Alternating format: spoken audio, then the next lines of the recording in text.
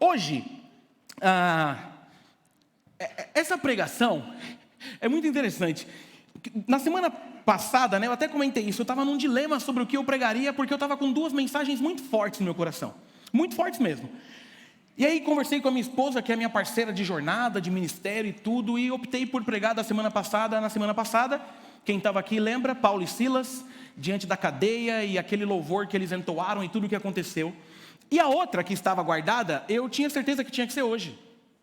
Até para não ficar essa sequência também, eu acho que às vezes a gente precisa usar o púlpito para algumas coisas um pouco mais exortativas.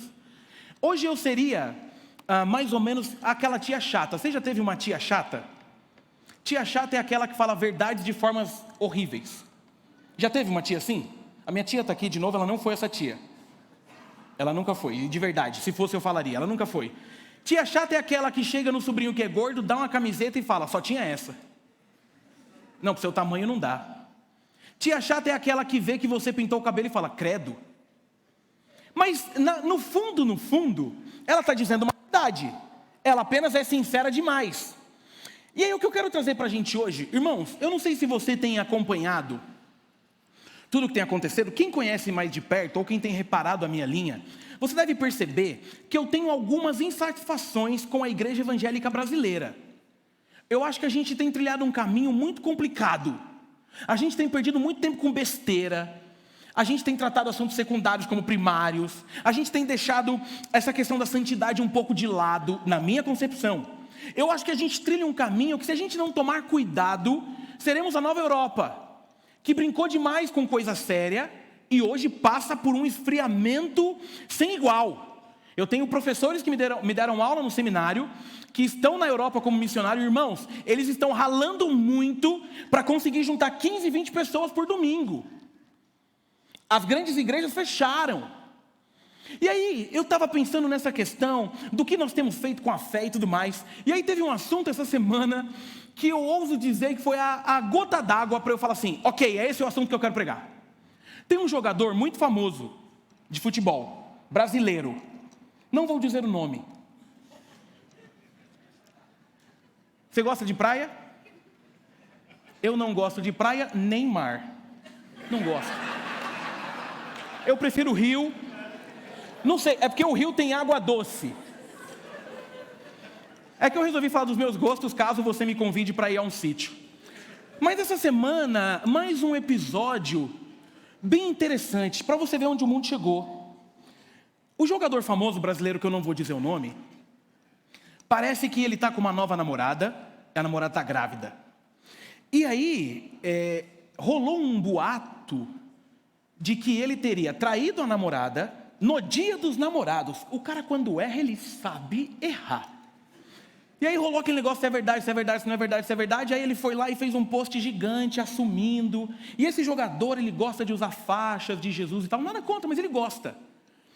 E aí eu não estou aqui para falar do ato do jogador, mas eu estou assustado que, ao confessar nas redes sociais, e eu quero deixar bem claro que eu não sigo esse querido, mas eu estive em algumas rodas com alguns amigos, e era um assunto.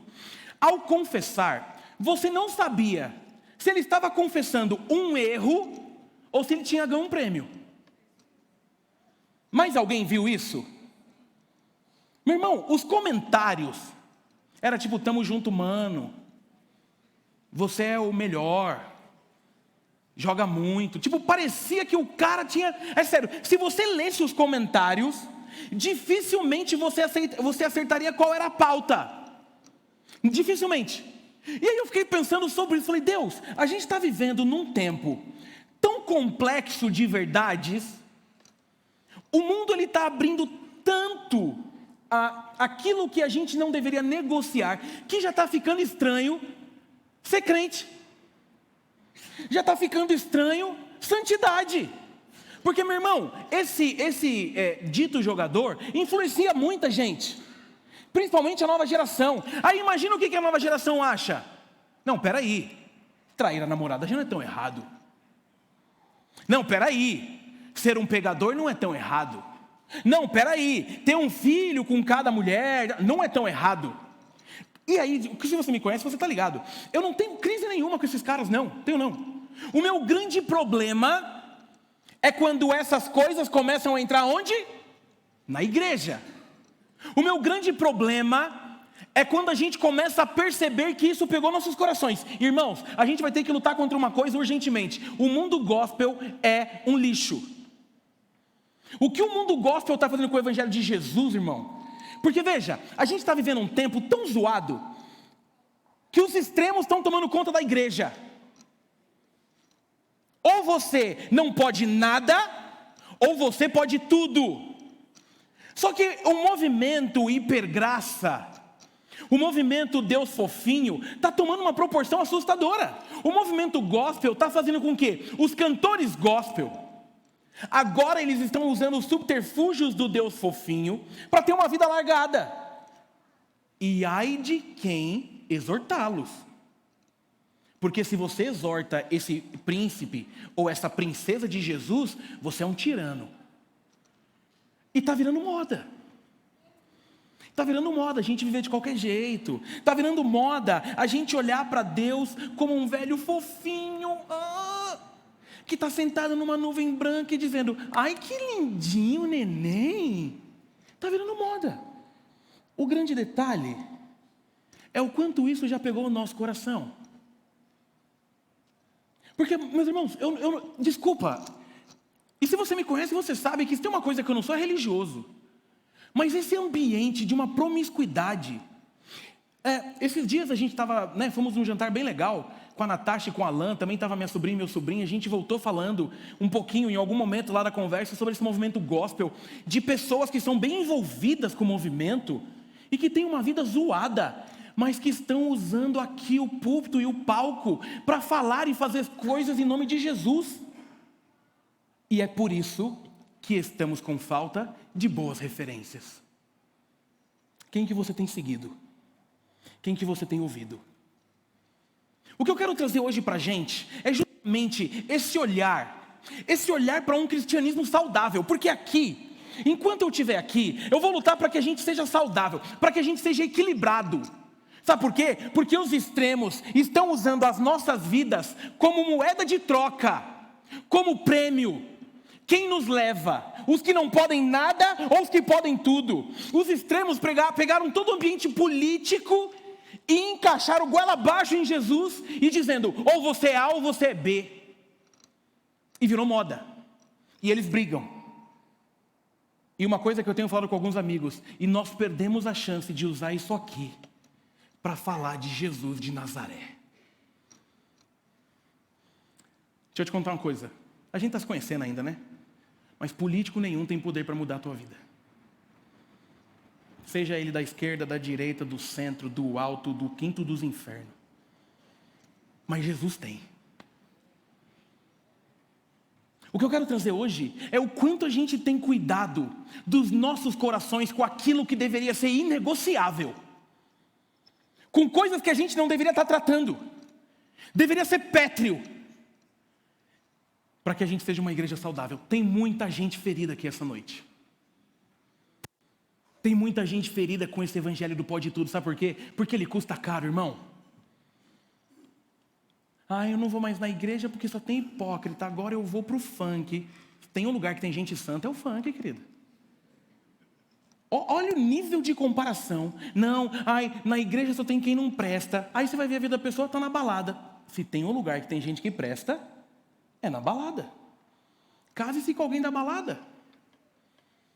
Mas de novo, o meu problema não é com o que acontece lá fora, mas é o quanto aqui dentro a gente tem vivido um evangelho meia boca e feito de Jesus alguém bonitinho que a gente encontra de domingo para trocar uma ideia, sentir umas emoções e cantar umas músicas para ele. Se você puder, espero não ter te assustado com a introdução. Não assustei não, né? Você já quer ir embora? Relaxa que no final tem caldo. Espero que você não cate o caldo quente e jogue no rosto dizendo: ah! Lucas, capítulo 3, de 1 a 15.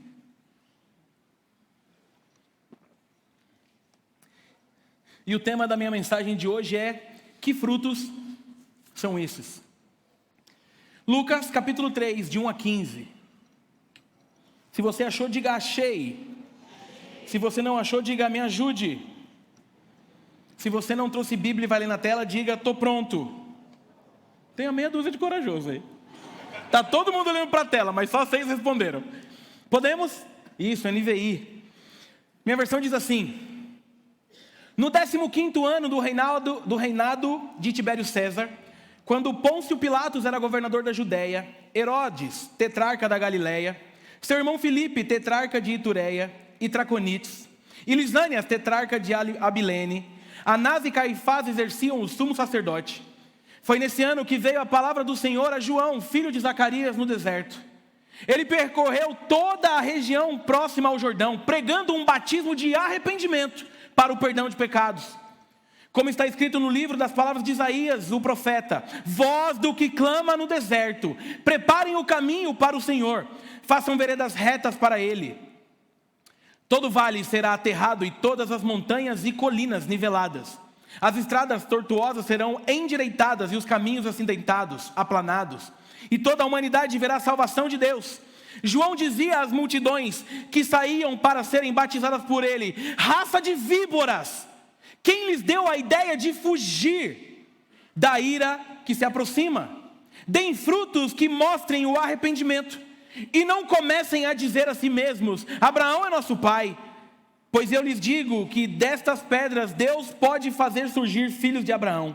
O machado já está posto à raiz das árvores, e toda árvore que não der bom fruto será cortada e lançada ao fogo.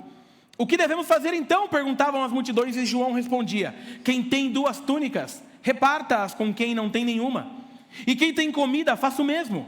Alguns publicanos também vieram para serem batizados. Eles perguntaram: mestre, o que devemos fazer? Ele respondeu: não cobrem nada além do que lhes foi estipulado. Então alguns soldados lhes perguntaram: e nós, o que devemos fazer? Ele respondeu: não pratiquem extorsão, nem acusem ninguém falsamente. Contentem-se com o seu salário.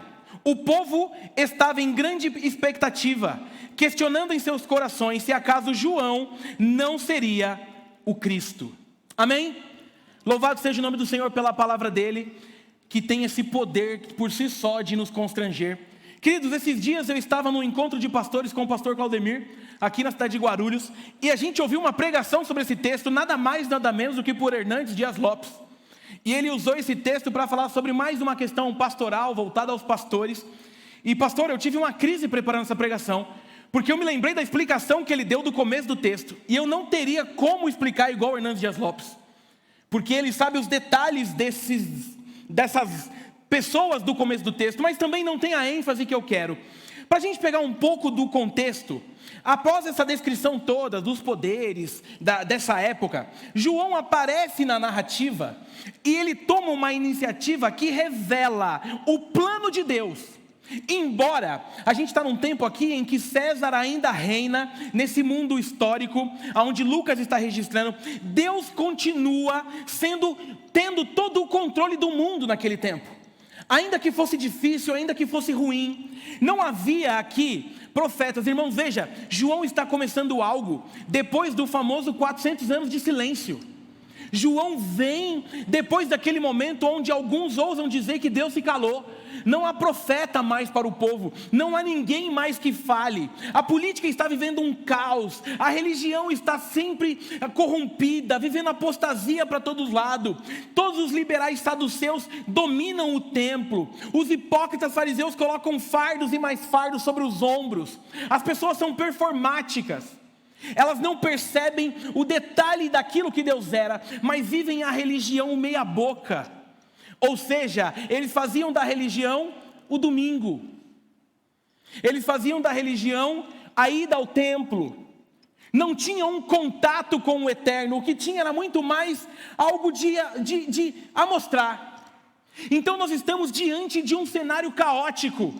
E aí vem João, doidão, totalmente improvável. João, ele era tão estranho que ele se vestia com roupa estranha. Ele vivia no deserto. Ele comia... Você sabe qual que era o cardápio de João? Gafanhoto e mel. Ó, tem que ser bem oriental para falar. Que delícia. Gafanhoto e mel. E aí o texto que a gente está entrando aqui, nós estamos no momento onde João já demonstra a sua intimidade com Deus. João já demonstra que conhece, e João já começa a mostrar, irmãos, algo muito importante, que a pregação que ele tinha estava mais atrelada ao que Deus queria que ele falasse, do que ao que o público queria ouvir. E João aqui, às vezes você fala assim, o pregador foi grosseiro, eu não vejo base bíblica. É só você ver esse texto. Imagina a multidão indo atrás de João para se batizar, João chega e recebe eles como? Quero que você entre no texto. Você chega lá e fala, ei, hoje é meu batismo, bora. Você traz sua mãe, seu pai, João olha para você e fala, raça de víboras! Aí você fala, meu pastor. Essa é a forma que João está tratando o assunto. Mas por que João está tratando o assunto desse jeito? Porque ele sabia que não havia essência naquilo que acontecia. Eu tive um professor no seminário, Itamir Neves, tem uma frase dele que é muito legal. Ele diz que, infelizmente hoje, é anunciado mais o evangelho de adesão, ou seja, aquele em que se vai a Cristo e se permanece como está, esperando as bênçãos de Deus, do que o evangelho da conversão, aquele que é chamado por Cristo a uma verdadeira transformação. Como diria um amigo meu que me liderou, as pessoas estão muito mais atrás das bênçãos de Deus do que do Deus da bênção. E é o que está acontecendo nesse cenário. E aí João tem que pôr ordem, João tem que ter uma pregação onde a coisa é brutal e está dizendo, vocês precisam se preparar, porque ele está chegando. João é aquele que vai preparando todo o caminho de Jesus. João é aquele que está gritando pelo deserto porque o Messias estaria vindo, está chegando, e ele está dizendo, aquilo que eu faço nem se compara com o que ele vai fazer. E João prega, e João não negocia, e João começa a se pautar em tudo o que precisava. Sabe por quê? Porque quando não se tem arrependimento verdadeiro, é inútil o que se faz na presença de Jesus. Esse era o João. E aqui João usa uma expressão que é onde eu quero pegar e tratar com os nossos corações. João usa uma expressão que eu gosto muito, que ele fala sobre frutos, produzir frutos dignos de arrependimento. Meu irmão, olha que interessante. João foi aquele que veio para abrir o caminho para o mestre. O mestre já veio, amém? Amém? Jesus já veio, já fez o que fez. Jesus já fez todo o estrago que precisava, já batizou, já trouxe salvação. Jesus já morreu e já ressuscitou ao terceiro dia. Mas ele diz que vai voltar. Nós precisamos de alguns Joãos para gritar, arrependam-se, porque é chegado o reino de Deus. Isso aqui não é uma pregação de acusação, fique tranquilo.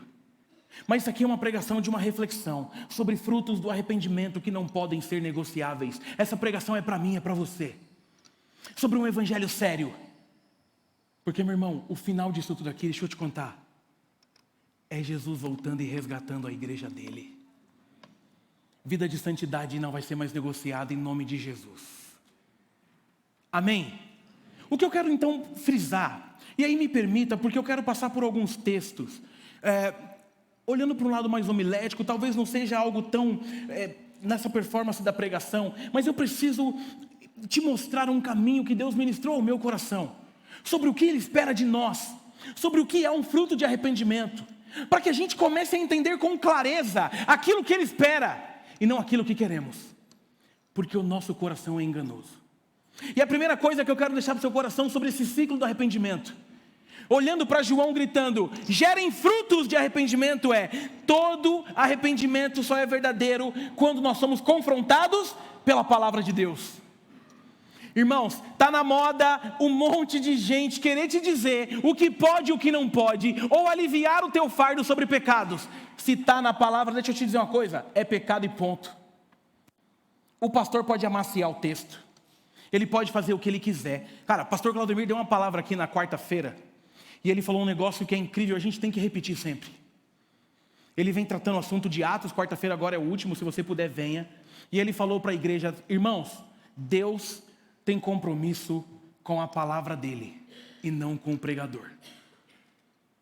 Pregador que fala heresia, Deus não tem nada a ver com ele. Porque a parte em que Deus tem compromisso está aqui, ó.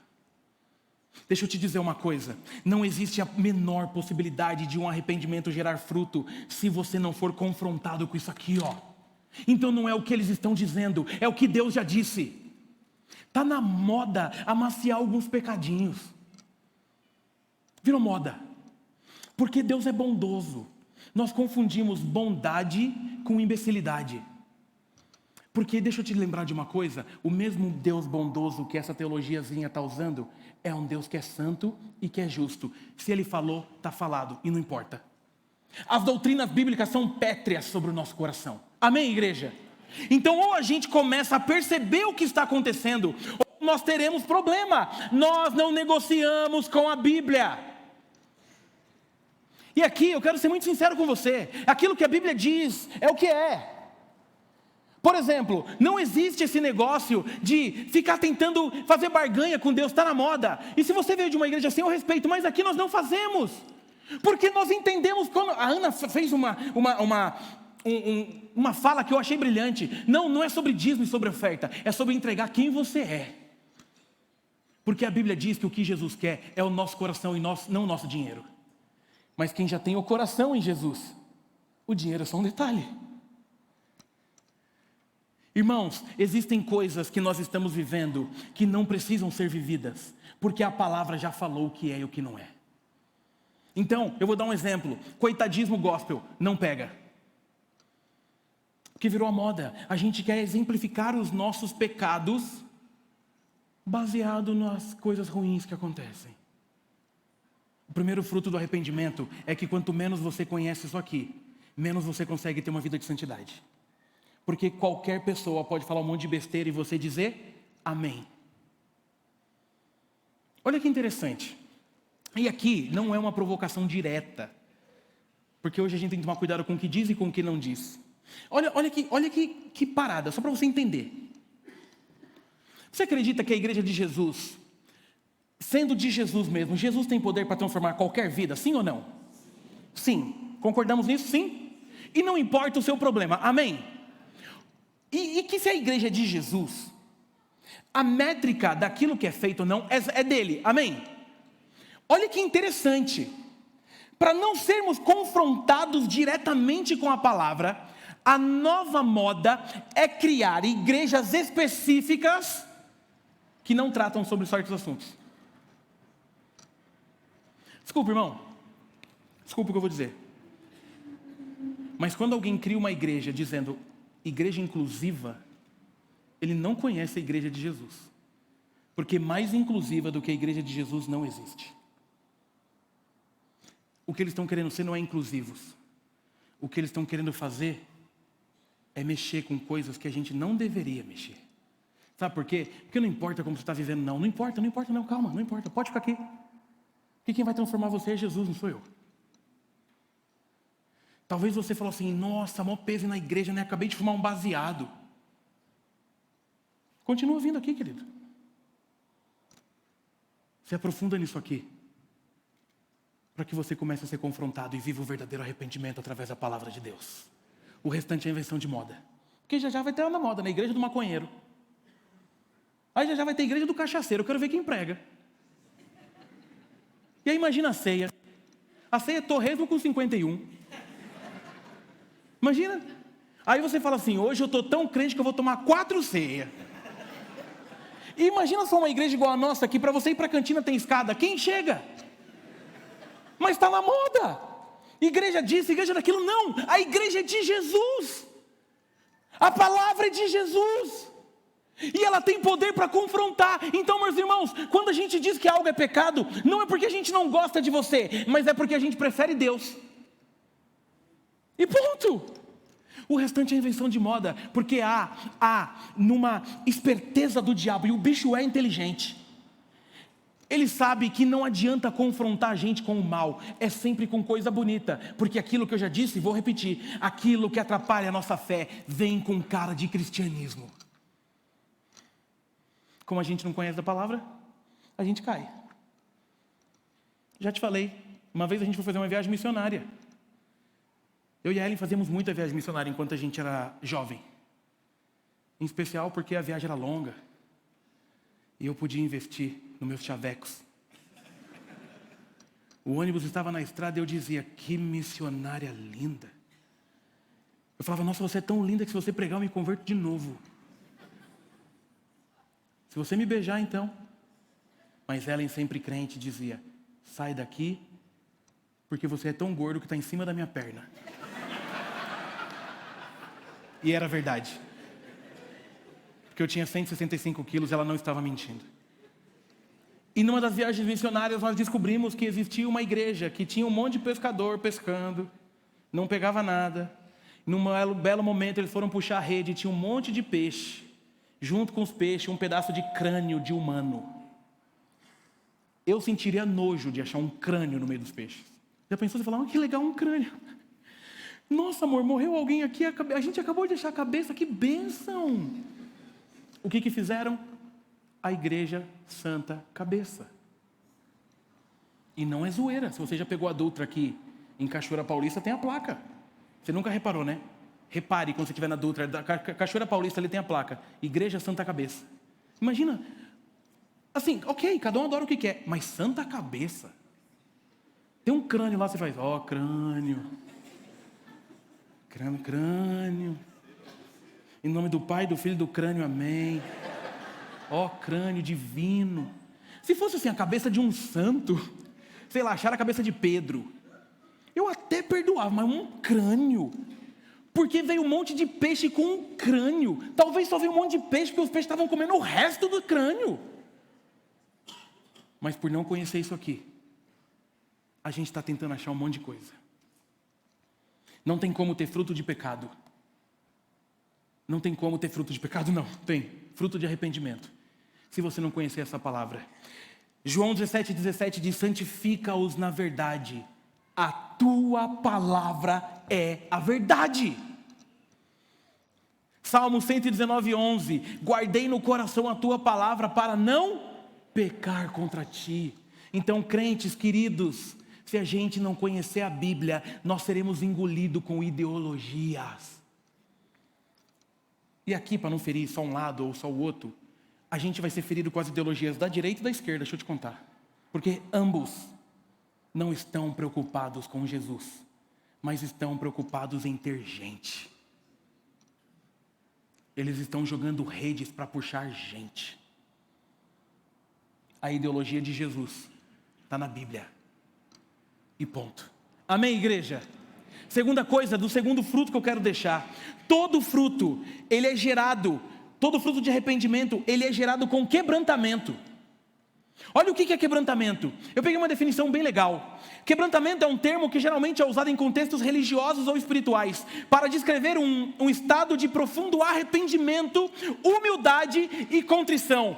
Refere-se a um processo de reconhecimento das próprias fraquezas, pecados ou erros, levando a uma quebra do orgulho e da resistência. O quebrantamento, frequentemente associado à busca de perdão, reconciliação e transformação pessoal. Pode ser visto como uma rendição do ego e uma abertura para a graça, a cura ou a orientação divina. Meu irmão, deixa eu te contar uma coisa. Quem se quebranta não se justifica. Quebrantamento é quando Jesus chega para você e fala assim, está errado. E você fica com tanta vergonha que você se quebranta. Quem está quebrantado não diz, não, mas é que naquele dia. Você já viu uma pessoa quebrantada de verdade? Eu fico imaginando depois que João gritou isso aqui tudo. Meu irmão, quando você está quebrantado, é uma sensação de vergonha, com medo, com uma exposição que você fica com muito medo. Mas é muito louco porque um coração quebrantado, depois que vem todo esse processo de medo, de vergonha, é como se Deus viesse e jogasse um refrigério sobre você e falasse, você é meu filho. O problema é que a gente não quer se quebrantar, sabe por quê? Porque a gente se acha. Lembra de Lucas capítulo 7, da mulher pecadora? Aquilo é um coração quebrantado. Lembra da cena? Jesus entra na casa do fariseu para fazer um banquete, para trocar uma ideia. Aquela mulher, quando ela vê que Jesus chegou, ela não se aguenta. E o que ela faz? Ela se quebranta, ela se joga nos pés de Jesus. Ela chora tanto nos pés de Jesus que diz que ela lavou o pé de Jesus. Você já chorou ao ponto de lavar o pé de alguém? E aquele tempo, você sabia que Jesus não usava Nike. Amém? Jesus era gente da gente. Jesus estava com o pé cheio de terra. Juntou a lágrima dela com a terra. Virou o quê? Lama. Aí ela seca como os pés de Jesus? o cabelo. Depois ela pega um perfume caro e joga. Ela está tão quebrantada que ela não está nem aí para quem é o dono da casa, quem chamou. Mas quando ela se dá, quando o olhar dela se cruza com o de Jesus, tudo que ela sente é um poder. E ela fala, ok, é aqui que eu entendo que eu preciso mudar. E ela se joga aos pés de Jesus. Irmão, deixa eu te dizer uma coisa. Caminho de quebrantamento é caminho doloroso no começo. Porque quebrantamento tem a ver com o ego esvaziado. E se tem uma coisa que a gente ama, é ter o ego inflado. Porque a gente se acha. Quebrantamento é quando você olha para dentro de você e lembra quem ele é e diz, não, eu não posso. Eu fiquei me lembrando enquanto eu preparava essa pregação, irmãos, tem algumas experiências de vida que a gente tem que é muito louca. Eu lembro que eu nem namorava a Ellen ainda. Eu nem tinha uma namorada tão linda. Ainda não sabia quando seria o meu casamento com alguém tão perfeita. Domingo à noite, né, irmãos? Estamos aqui no apartamento já. E eu lembro que um amigo meu tinha feito uma coisa muito ruim. Ele era mais velho que eu. Um amigo que me ensinou muito na vida, mas ele tinha aprontado algo muito ruim. E aí ele chegou para mim e falou assim, Brunão, eu preciso conversar com você, e só com você. A gente pode se encontrar na igreja, em alguma sala bem escondida? Eu falei, pode, não tem problema. Irmãos, ele me chamou naquele dia para dizer sobre o pecado que ele tinha cometido. E foi a primeira vez que eu vi alguém quebrantado. E eu achava interessante porque eu não tinha... E o problema dele tinha a ver com casamento e eu mal namorava. Mas aquele rapaz se jogou no chão, ele não tinha força para ficar de pé, do tanto que ele chorava. E ele dizia, eu pequei contra Deus e contra minha esposa. Só que eu não estou te dizendo que ele... Não foi rápido assim. Essa frase demorou uns 40 minutos. Porque ele estava jogado, chorando, sentindo a dor e a vergonha. Sabe por que a gente não gera mais fruto de quebrantamento? Porque a gente não está tão errado assim, né? Meu irmão, se tem uma coisa que é horrível, é ser confrontado por Deus diante de um erro nosso. Ainda mais aqueles erros que a gente estava se achando ao cometer, e quando Deus chega e fala assim, pois bem, vai continuar? Porque a gente já viu a palavra. Porque ela já nos confrontou. É como se Deus tivesse descido e estivesse nos olhando nos olhos assim, ó. Quebrantamento é um caminho de dor, porque quando a gente para de se achar, é como se o nosso poder se esvaísse.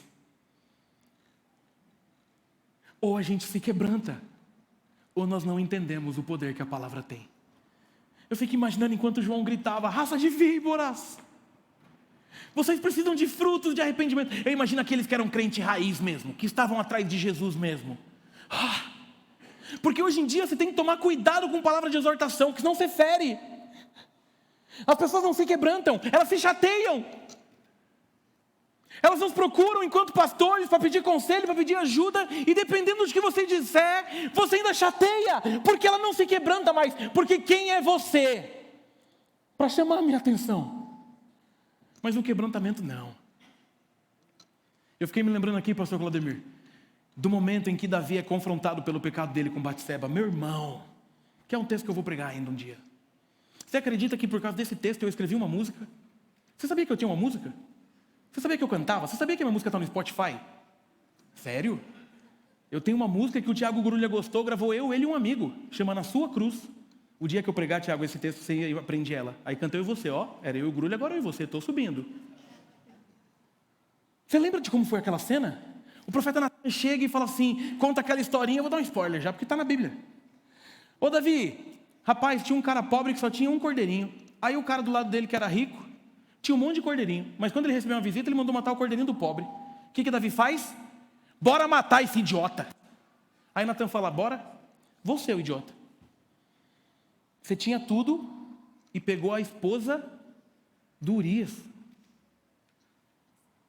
Meu irmão, eu fico imaginando a cara de Davi dizendo assim, mas para que matar ele, né, gente? Ele não é tão ruim assim. Mas o resultado do quebrantamento de Davi, meu irmão, é Davi ficando no pó. É Davi ficando no limbo da vida, até que ele se sentisse perdoado por Deus. Davi não chega e fala para Natan, tá achando que você é quem? Meu irmão, Davi tinha poder para acabar com a vida de Natan. Mas quando o quebrantamento bate, pá! Não tem para onde correr. A gente se prostra. A gente se entrega. E o resultado, meu irmão, é Davi escrevendo o Salmo 51. Que para mim, o mais lindo de todos. O Salmo de um quebrantado. O Salmo de alguém que foi confrontado com Deus, por Deus. E teve a sua história transformada. Sem quebrantamento, não dá. Amém, igreja? Terceira coisa, terceiro fruto do arrependimento, é o fruto da confissão. Meu irmão, quando a gente reconhece que a palavra de Deus veio, que a palavra de Deus é a verdade, quando a gente confessa, sabe o que você está fazendo ao confessar? Você está concordando com a palavra. Quem confessa, concorda. E aí, é muito interessante, eu sempre digo isso. A gente, às vezes, quando a gente vai pedir, a lista é enorme, né? Eu quero casa, carro, dinheiro, não sei o que, tal, lá, lá. Mas quando a gente vai pedir perdão, Deus, perdão por tudo. E na minha métrica, quem pede perdão por tudo, pede perdão por nada. A gente precisa aprender a confessar nossos pecados. Arrependimento verdadeiro é quando a gente dá nome para o erro. Não é por tudo. A gente precisa aprender que confessar é assumir para Deus que nós entendemos aquilo que Ele espera de nós. E não aquilo que queremos. E aí, irmãos, você vai ver Provérbios 28:13 que diz: quem esconde os seus pecados não prospera, mas quem os confessa e os abandona encontra misericórdia. Então confessa, dê nome, peça perdão. O problema não é nem que a gente não confessa, o problema é que a gente já não considera pecado. Não, é pecado, irmão. Chega diante de Deus quebrantado e fala: Senhor, me perdoa. Jesus, me perdoa porque eu fui para a pornografia de novo. Isso é dar nome. Jesus, me perdoa porque eu e a minha namorada de novo. Isso é dar nome. Jesus, me perdoa porque eu traí a minha esposa de novo. Isso é dar nome. Jesus, me perdoa porque eu estou mentindo de novo. Confessa para alcançar misericórdia, porque sem isso não dá. E aí talvez você tenha dificuldade de confessar por ter sido criado, com esse Jesus, Deus meio tirano. Jesus que você pensa, quando eu peco ele põe o pé e eu tropeço. Não. Quem tem filhos vai entender a confissão de pecados que a gente tem diante de Deus. Quando os nossos filhos aprontam, a gente fica com raiva, sim ou não? Claro que fica. Mas quando ele reconhece, eu espero que você não o mate. Amém? No máximo uma palmada, um castigo. É assim ou não é? Lá em casa a gente faz reconhecer, só sai o castigo quando reconhece. Eu nem preciso dizer quem mais fica em castigo, né? Está ali, fingindo que nem sabe o que está acontecendo. Mas durante a semana, mostra que sabe o que está acontecendo. Está até pregando igual o pai já. E conforme ele disse, a PIBG é nossa. Mas quando você vê que ele se arrepende, hoje mesmo ele aprontou lá na casa da minha mãe. E eu falei, está de castigo. Porque lá em casa, irmãos, é muito interessante. Helena é mais velha, é maior, é mais forte, mas é a fofinha. Alguém é menor, mais novo e mais folgado. E é interessante porque ele bate, ele faz um monte de coisa e ela fala, papai, o Benício está me batendo. E ele vem. Pecador desde o começo. Aí a gente faz reconhecer até o ponto que ele pede desculpa. Meu irmão, nós precisamos estar pronto para confessar. Talvez você esteja preso na falta de confissão, achando que Deus não sabe. Porque deixa eu te lembrar uma coisa aqui, lindo. Você pode enganar eu, pastor Claudemir, pastor Ismael, pastor Cláudio, pastor Glicério, os líderes. Você pode enganar todo mundo, você pode enganar tua esposa, teus filhos, teus pais. Mas Deus já sabe o que está fazendo. Ele sabe. Sabe aquele dia que você cometeu esse pecado aí que você não confessa? Deixa eu te lembrar de uma coisa. Ele estava lá. É que a gente conhece tão mal a Bíblia que a gente esquece que ele é onipresente. Tem gente que está achando que Deus só se manifesta de domingo na igreja. Ele já sabe. O que está faltando é você se quebrantar e confessar para ser liberto. Amém? Nosso próximo fruto é a apropriação do perdão por meio de Cristo. Meus irmãos, agora eu preciso que você entenda algo especial. Tem muita gente que já viveu todos esses passos que eu falei, todos. Já se quebrantou, já viu que a palavra confrontou, já confessou, mas tem dificuldade de entender que já foi perdoado. Deixa eu te dizer uma coisa, tenha calma. Se você já confessou e já se quebrantou, e já disse para Deus, e já demonstrou que você está quebrantado, já está perdoado sim, ainda que a tua família diga que não, Jesus já te perdoou. Tome posse do perdão, sabe por quê? Porque quem não toma posse do perdão, vive vida de depressão. É como se a gente achasse que se punindo, melhorasse. Não, Jesus está mais preocupado com o teu coração do que com o teu sacrifício.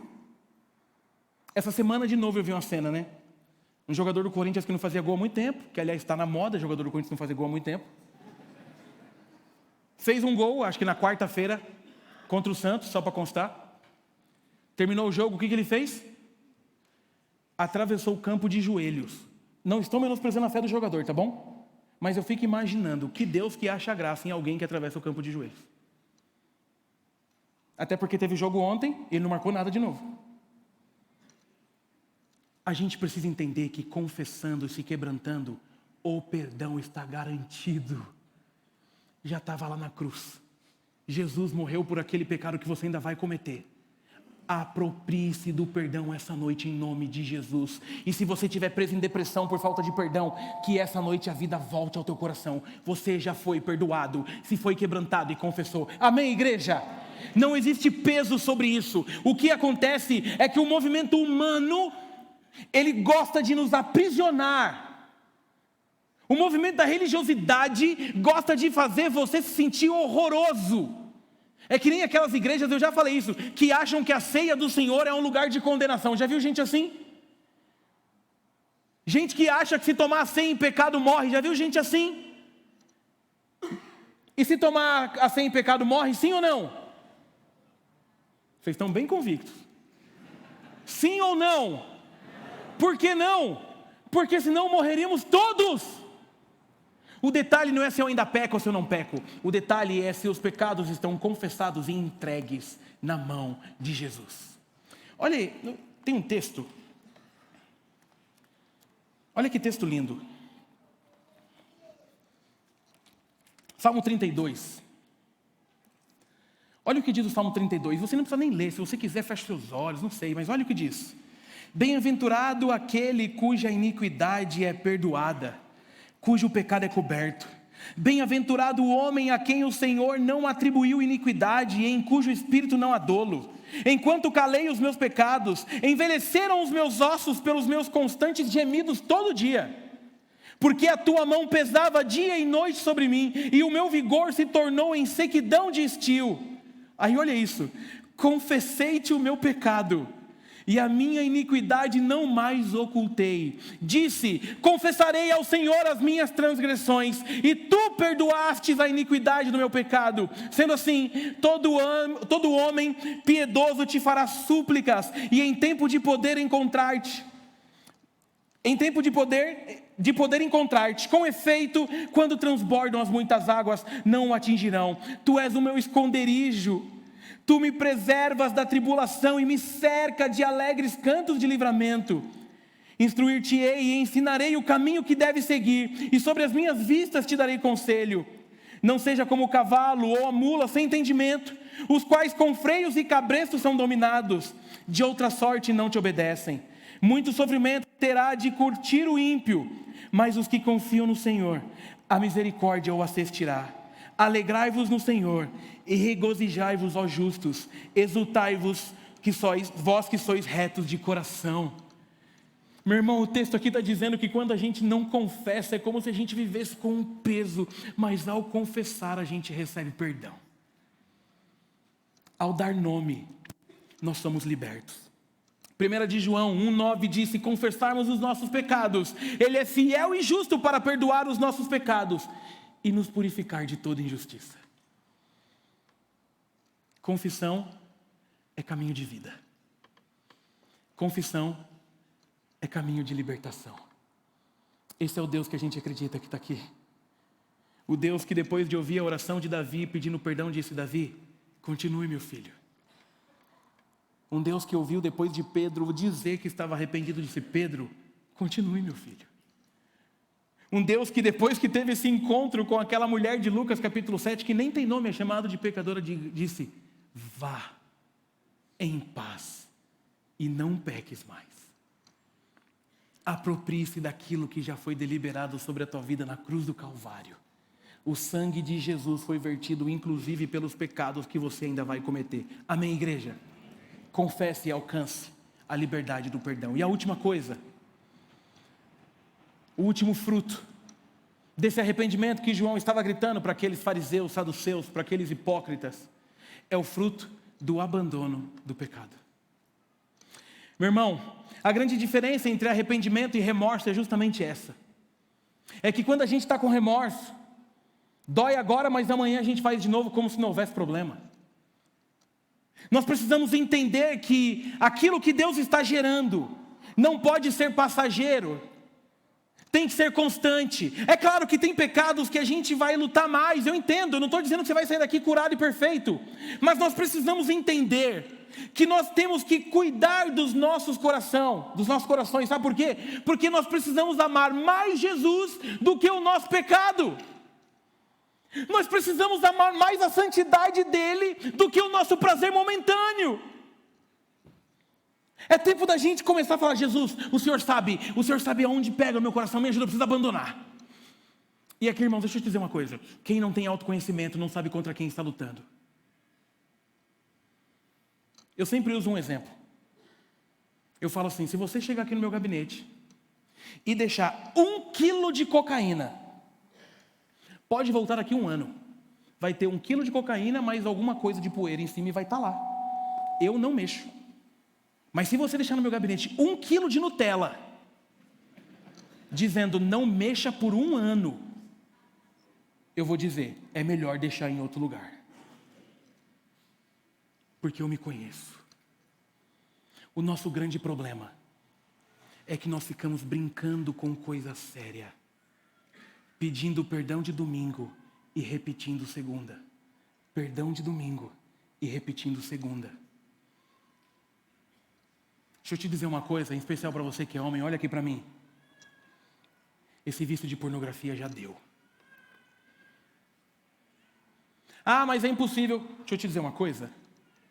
Sem medo de errar, de todos os que estão aqui, de todos, 99% já teve acesso à pornografia. Dos homens, mulheres, por enquanto vocês estão livres, mas eu sei que vocês estão fazendo também. 99% já teve. Não, 100% já teve, eu acho. Eu vou pôr 100%. Pastor, você também? Você acredita que também? Você acredita que eu também já fui um jovem que fiz isso? Eu acho muito legal quem acha que o pastor, que a gente cresceu na igreja, né, e ficou: oh, eu não vejo pornografia. Essa praga já pegou meu coração também, querido. E eu não tenho problema nenhum de confessar, não. E vou te dizer uma coisa: não foi meu pai, não foi minha mãe, não foi minha esposa que fez eu parar. Foi Jesus de Nazaré.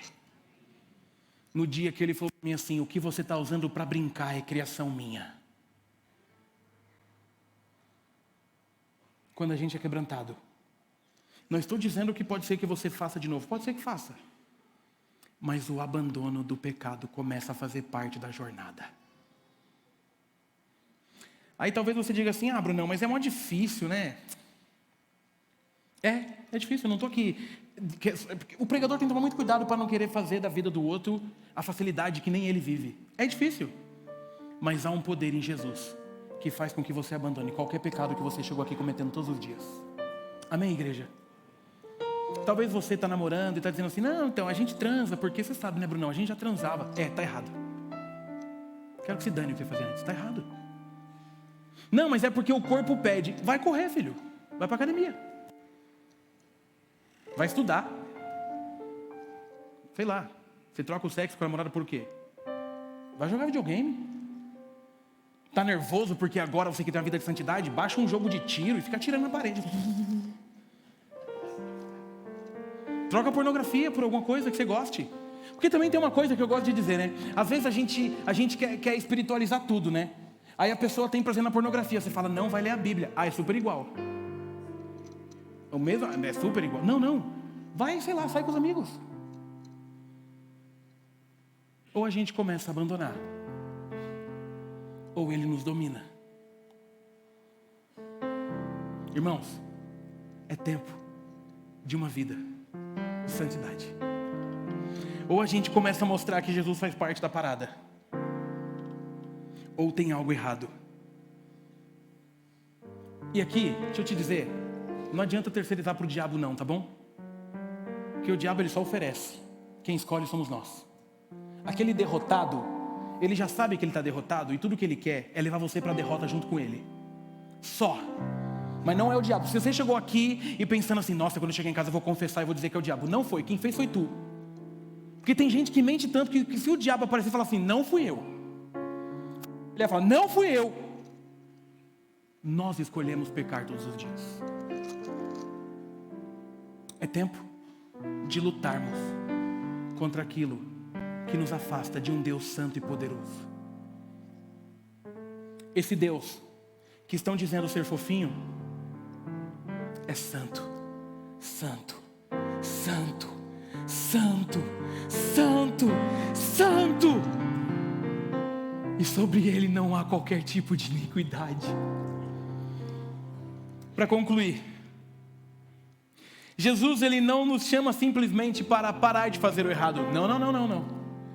Essa é a parte do arrependimento que eu mais gosto. Arrependimento não é só parar de fazer o errado. Arrependidos fazem o certo. Não, Jesus não está dizendo para você, pare de trair a tua esposa. Não, Ele está dizendo, pare e ame a tua esposa. Vida de arrependimento gera vida. Porque senão tem gente que fala assim, ok, eu paro de trair, mas trata a esposa que nem um lixo. Meu irmão, tu continua com o pecado. Jesus não está dizendo para você parar com a pornografia simplesmente. Jesus está dizendo, valorize a criação, porque é minha. Jesus não está dizendo para você parar de mentir. Jesus está dizendo, por favor, agora fale a verdade.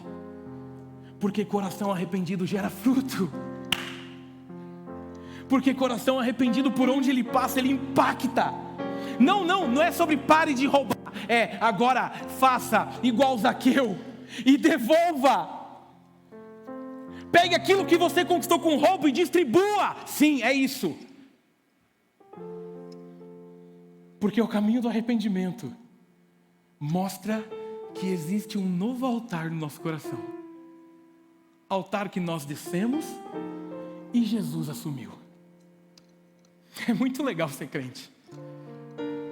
Isso é o que eu acredito que a Bíblia quer da gente. Não é sobre palavras de morte, é sobre palavras de vida. Não é sobre apenas parar, mas é sobre gritar, existe em Jesus um caminho para a vida. Porque depois disso tudo, o reino cresce.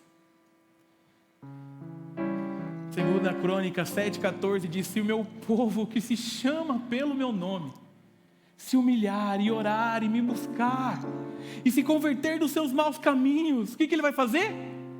Eu os ouvirei do céu, perdoarei os seus pecados, irmãos, e sararei a tua terra. Você quer que essa igreja continue crescendo? Você quer que essa igreja continue sendo um ponto de encontro entre Jesus e o pecador? Bora nos unir em santidade, fazendo com que todos aqueles que Jesus enviar para cá sejam transformados pela cruz de Jesus. Amém, igreja? Nós queremos avivamento, nós queremos algo novo. Só é possível para aqueles que estão quebrantados na presença de Jesus. Aleluia! Quando Cristo não é suficiente, os prazeres guiam as nossas escolhas. É tempo de uma igreja que se posiciona. Talvez você chegou como aquele público que ouviu João e disse assim, eita, mas eu tenho aprendido uma coisa, que a paternidade aumentou muito. Eu já tinha isso pelos meus pais. Mas quem nos ama, também nos exorta. Quem nos ama, nos adverte. Quem nos ama, faz de tudo para que a nossa vida seja uma bênção. Sabe, irmãos, Eu vim preparando essa mensagem sabendo que seria dolorosa pregar ela. É muito mais gostoso pregar de domingo passado. Mas hoje eu estava conversando com Deus, hoje à tarde a gente almoçou na minha mãe, a Ellen veio para falar no acolher, e eu fui para casa, e eu tive um tempo conversando com Deus, e dizendo, Deus, o Senhor entendeu aqui, eu quero falar isso porque tem algo tão sensacional em ser teu, que o que eu quero é que mais pessoas tenham. Eu almejo tanto, Jesus, do dia que eu vou te encontrar, que eu queria que mais pessoas almejassem. Jesus, eu tenho pavor de pensar que eu posso te encontrar um dia e você fala assim, quem é você? Aparta-te de mim. Por isso que eu luto para ao te encontrar receber um abraço. E aí eu com essas neuras, aí eu nem contei isso para Ellen. Hoje a gente está tomando café da manhã, a Ellen veio mais cedo também, porque ela tinha uma programação aqui com o pessoal da sala dela da IBD. E eu fiquei responsável por acordar as crianças, arrumar as crianças, tomar café com as crianças. E meus irmãos, meus filhos são a fonte que jorra a graça de Deus sobre as nossas vidas. Helena tem um negócio com Jesus que eu não sei mais explicar. Eu nem sei nem quem ensina muitas coisas, porque eu sei que a maioria somos nós. Fiz o café, estamos sentados eu, Helena e Benício, e Helena começa, pai, você sabia que depois que a gente morrer, ainda tem um outro processo com Jesus? Eu falei, eita. Fiquei com um pouquinho de medo e falei, sério filha, que processo? Ela falou, pai, a Bíblia diz que quando a gente morrer, tem um processo de Deus nos dando um novo corpo. E você sabia, pai,